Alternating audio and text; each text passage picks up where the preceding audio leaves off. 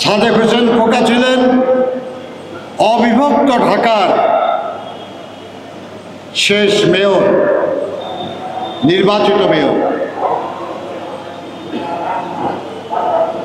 এবং দীর্ঘদিন তিনি এই দায়িত্ব পালন করেছেন এবং ঢাকাকে ভাগ করার বিরুদ্ধে তার অবস্থান ছিল। তার অবস্থান ছিল ঢাকার মর্যাদা রক্ষা, ঢাকার গুরুত্ব রক্ষা, এবং তার আকাঙ্ক্ষার সঙ্গে জনগণের আকাঙ্ক্ষার মিল ছিল। কিন্তু তৎকালীন সরকার জানত যে অবিভক্ত ঢাকায় সাদেক হোসেন খোকাকে পরাজিত করার কোনো প্রার্থী তাদের নাই। সেই জন্য তারা শহরটাকে দুই ভাগে বিভক্ত করলেও যাতে করে খোকা সাহেব যেন দুই গায়ে অন্তত না দাঁড়াতে পারে, এক অংশে যেন অন্তত তারা মেয়র হতে পারে। কিন্তু যিনি অবিভক্ত ঢাকার মেয়র, তিনি তার অংশ বিশেষে যায় দাঁড়াবেন কেন? এই ছিল সাদেক হোসেন খোকা। তিনি মন্ত্রী ছিলেন,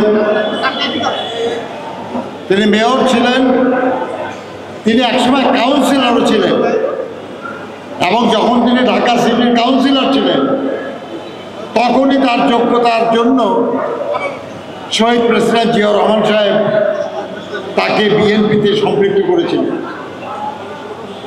বিএনপির জন্ম থেকে যারা বিএনপিতে যুক্ত, সাদেক হোসেন খোকা তার অন্যতম।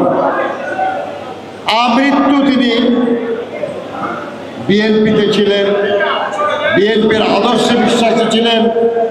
বিএনপিকে শক্তিশালী করা, বিএনপিকে জনপ্রিয় করা, বিএনপিকে জনগণের কাছে গ্রহণযোগ্য করার জন্য আমৃত্যু তিনি কাজ করেছেন।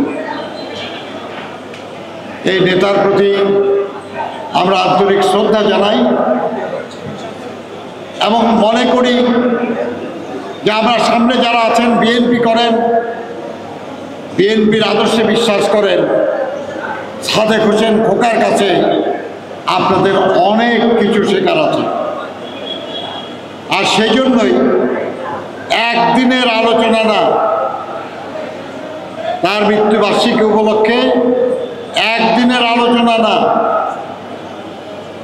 বিশেষ করে সিটি কর্পোরেশনের নেতৃবৃন্দকে আমি বলবো যে আপনারা সাদেক হোসেন খোকার জীবনী লিপিবদ্ধ করেন, একটা পুস্তিকার মতো সেটা ছাপান এবং আপনাদের নেতা কর্মীদের মধ্যে এটা বিলি করেন। তারা যেন সাদেক হোসেন খোকার জীবন, রাজনীতি এবং কর্ম থেকে শিক্ষা নিতে পারে এবং আগামী দিনে বিএনপির রাজনীতিতে আরও বেশি শক্তিশালীভাবে অংশগ্রহণ করতে পারে।